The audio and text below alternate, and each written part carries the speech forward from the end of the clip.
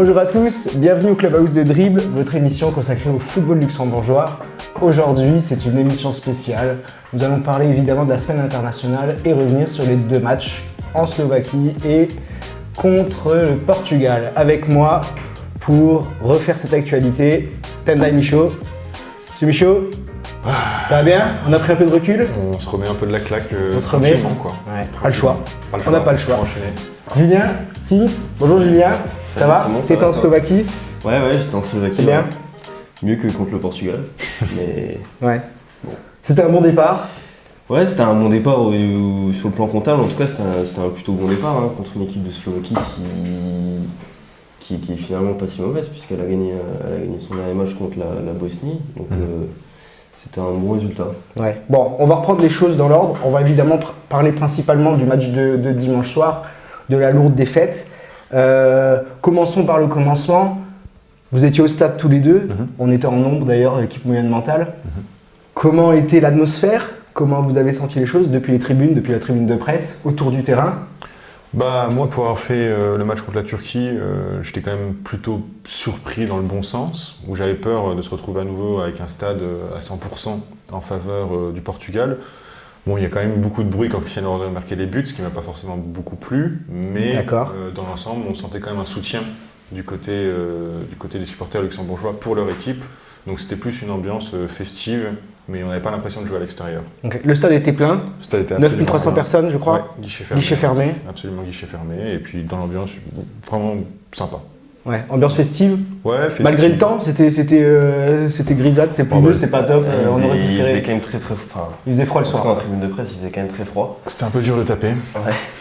Mais non, après pour les joueurs, je pense que la pelouse était humide, donc pour eux c'était ok.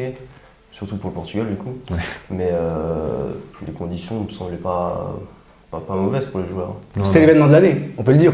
Pour nous, pour le public, pour l'équipe nationale, c'est la première fois qu'on a une grande nation dans le nouveau stade. Oui, bien sûr. Et puis c'était l'événement de l'année. Et puis je pense que il fallait pas se louper. Il fallait pas se louper. Je pense que c'est bien symbolisé par le fait qu'il y a quand même un supporter qui, devant le stade, a demandé d'acheter mon accréditation pour avoir une place pour le match, donc je pense que ça montre que c'était important pour pas mal de monde. C'est pour ça que tu as une nouvelle veste aujourd'hui? C'est pour ça que j'ai une nouvelle veste et que j'ai pas forcément suivi le match. D'accord, de chez toi. T'as regardé. Ok. Pour prendre dans l'ordre, les compositions de départ. Beaucoup de changements, 3 changements dans l'effectif, puisque Borges est sorti à la place de Vincent Thiel.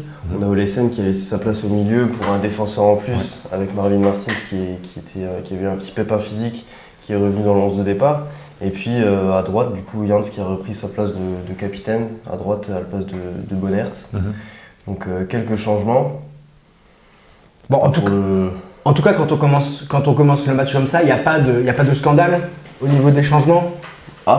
Pas de scandale, mais des petites interrogations sur Laurent Jans notamment. Mais après, le fait que Lucols ait changé de dispositif, passer de 4 défenseurs contre la Slovaquie à 5 défenseurs contre le Portugal, c'est pas scandaleux. Voilà. On a une équipe qui attaque en face, donc forcément... Je vais juste préciser une chose qu'on n'a pas encore précisée. Certes, la défaite est lourde, mais on est face à un adversaire qui sera certainement favori de l'Euro 2024. Donc replaçons le contexte, on va pas être non plus trop dur, on va dire les choses, mais on va pas être non plus trop dur avec l'équipe nationale. Surtout après le résultat, c'est facile de...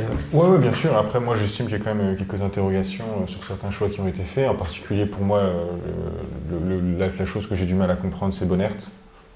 Parce que Bonert, déjà, on rappelle que maintenant, il joue à Bastia, qui est un niveau vraiment supérieur, tout ce qui est le plus professionnel. Face à la Slovaquie, moi, je l'ai trouvé très bon. Il n'a pas été extraordinaire, mais il a parfaitement fait le job. Et derrière, prendre la décision de mettre Laurent Jans sur un côté où il y a Nuno Mendes et Joao Félix, donc c'est quand même vraiment la vitesse.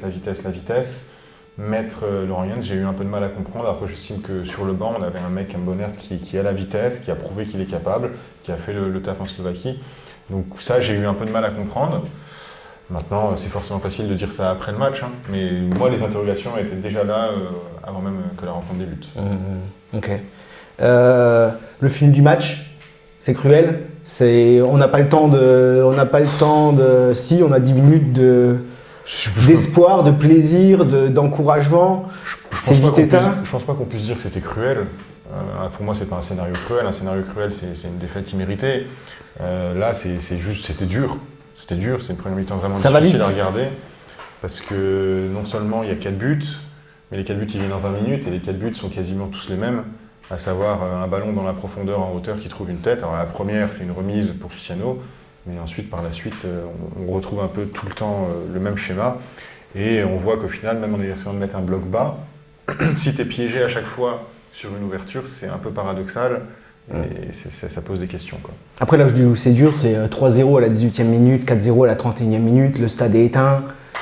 Ça fait mal. Les joueurs, les pauvres, on se met à leur place. On a tous joué au foot, même à des petits niveaux. Perdre 3-0 au bout de 20 minutes, on a beau faire ce qu'on veut, les jambes elles sont coupées. Et il y a tout le pays. Il y a tout le pays qui est devant la télé certainement, dans le stade. Après, le début de match, jusqu'au but, pour moi le Luxembourg fait un bon début de match. Hein. On a Vincent Thiel qui a été au remuant, qui a fait ce qu'il a pu qu'il a plutôt bien fait. Il y a une belle occasion. Pendant le match, il a une belle opportunité en début de match. Et finalement, c'est sur la première ouverture du Portugal qui prennent un but. Hein. C'est sanction directe. Ils ont eu 3 occasions contre eux dès le début de match. C'est une sanction directe. D'un coup, quoi. C'est une sanction directe. Après, en effet, un début de match que je trouvais plutôt intéressant. Et puis derrière, ça a déroulé, quoi. On a senti que je pense que les mecs étaient un peu sonnés. Après, il y a quand même des erreurs de marquage, certainement un manque d'agressivité. À un moment donné, on compense le manque de talent par un pressing plus soutenu, une présence physique. On essaye en tout cas. Bien sûr. Ça a fait défaut.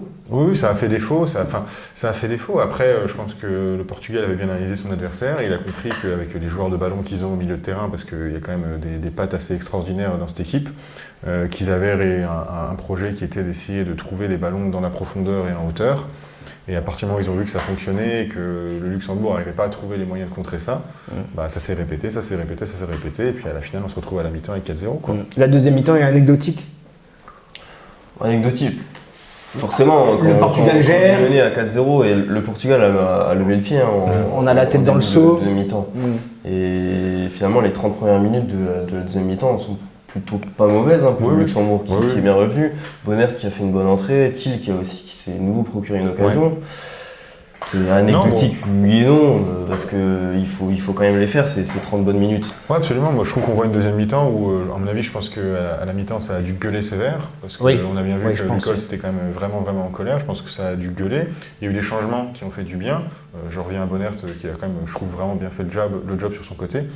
Et c'est sûr que le Portugal avait aussi levé le pied et que c'était plus dans la gestion, mais on a vu un semblant de réaction. Bon, après, au final, on en prend quand même encore 2, donc c'est douloureux, mais on a vu que peut-être plus sur ces 30 minutes-là, ce que le Luxembourg voulait produire, en tout cas sur le match, et qu'il n'a pas réussi à faire.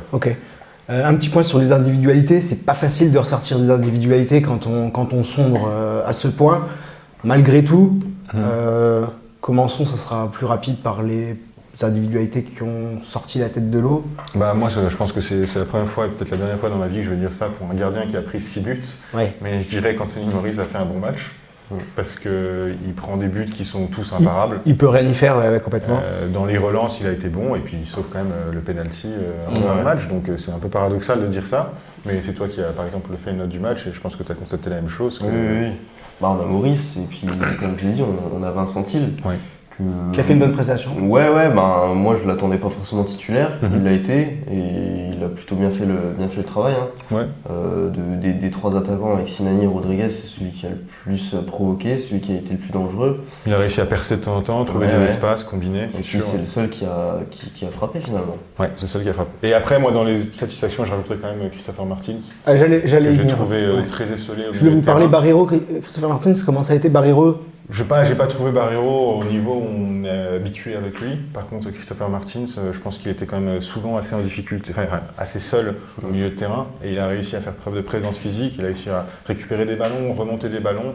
Il a fait le maximum qu'il pouvait dans un match qui était vraiment compliqué face à un milieu en face qui est quand même d'un niveau le mieux qu'on puisse faire dans le Ils jouent en Ligue des Champions tous les mercredis. Mais c'est ça. Justement, transition.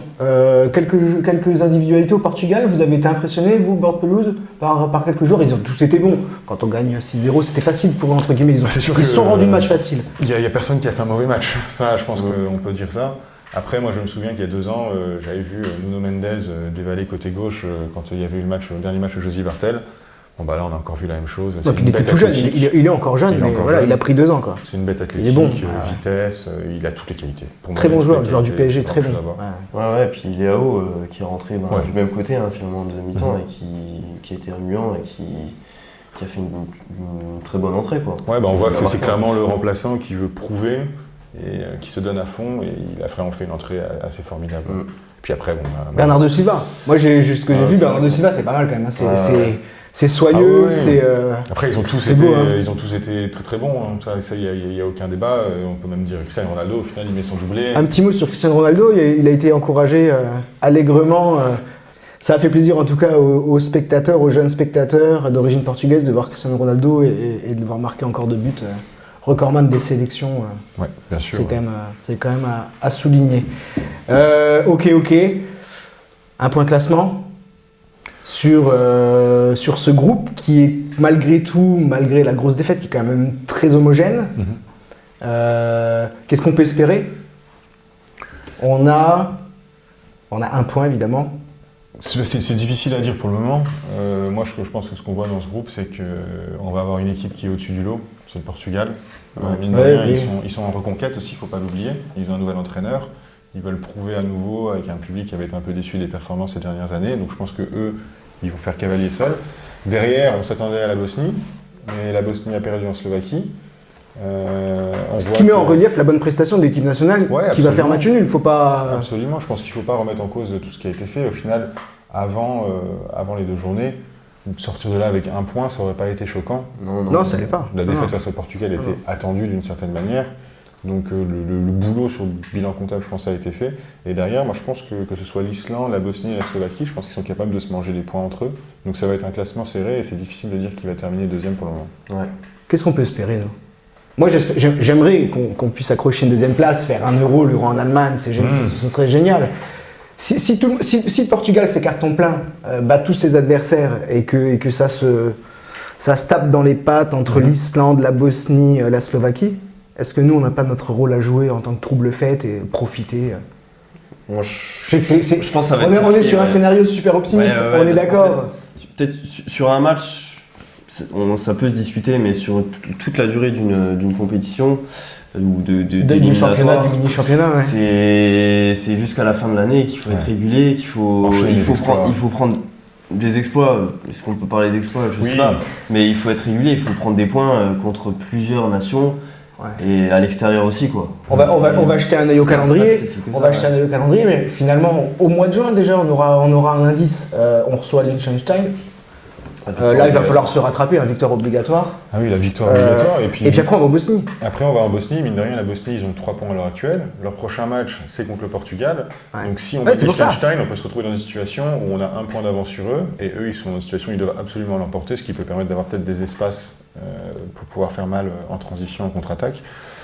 Je pense que c'est un groupe qui va être très serré jusqu'au bout, mais de là à parler d'une qualification... Évidemment qu'on n'est pas favori, évidemment. Ça me paraît vraiment très très ambitieux. Maintenant, si on peut aller en Bosnie avec 1 point de plus qu'eux à ce moment-là, ce sera déjà une belle victoire en soi. Et puis après, elle vienne que pourra par la suite. On est un peu déçus quand même. Le 6-0, on ne le voyait pas venir. On s'attendait à quelque chose un petit peu plus serré. On ne prétendait pas gagner. Comme a dit Tendai, sur le plan comptable, finalement c'est correct. L'image fait tâche sur l'humiliation. La fête est gâchée, voilà, c'est ça. La fête est un peu gâchée quand même. Si, la fête est gâchée.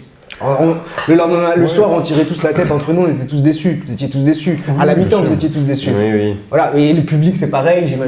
J'imagine même pas Lucols. Moi, je regardais le match sur l'équipe. Il y avait beaucoup de plans sur Lucols entre la 20e et la 40e minute. Oui. Pas mettre à la place des joueurs à la mi-temps, à mon avis, ça a dû bien. Il n'était pas très satisfait en conférence de presse après le match, ce qui est normal. Oui, bien sûr. Bon, il y a eu des soirées meilleures, il y en aura encore des meilleures. Ouais, c'est sûr. Après, moi, je pense qu'il y a beaucoup de gens qui ont dit que pour l'image du Luxembourg, une défaite comme ça était calamiteuse. Moi, je vais peut-être aller un peu à contre-courant de ça, et je vais revenir au match de la Slovaquie. Avant le match contre la Slovaquie, il y a un ancien international slovaque, Adam Nemec, qui est venu dire dans les médias que si la Slovaquie ne battait pas le Luxembourg, ils méritaient absolument rien, qu'ils étaient la pire équipe au monde, je sais pas quoi, etc. Moi, je trouve que continuer d'avoir cette image d'équipe que tout le monde peut taper, quand on voit pourtant les résultats montrent le contraire, c'est pas plus mal. Continuons de vivre cachés. Continuons d'avoir des équipes qui pensent que battre le Luxembourg, c'est facile. Si un résultat comme ça, qui est un très mauvais résultat et avec une mauvaise performance, permet de continuer d'avoir cette image et qu'on peut surprendre l'adversaire, moi je dis je prends. Et au final, on fait match nul en Slovaquie, qui elle-même bat la Bosnie. Donc tout est possible dans le foot. Il ne faut pas tout remettre en question sur ça comme ça. On ne remet pas tout en question. Très bien. Juste pour conclure, on va rappeler qu'il y a une journée de championnat de BGL League mercredi soir. Tout à fait. Voilà, tous les matchs se jouent à 20h. Tous les matchs à 20h, oui. On a le Swift qui reçoit Differdange, Dudelange qui reçoit Fola, Pétange ira défier Eurosport et le Progrès qui reçoit Oosters. Exactement. Une belle journée, on sera là, on sera au stade, on vous racontera tout ça et on débriefera 2 journées de championnat lundi matin. C'est fini pour aujourd'hui, ce fut court mais bon. Oui, bon. Merci les gars. Merci de nous avoir suivis et à la semaine prochaine.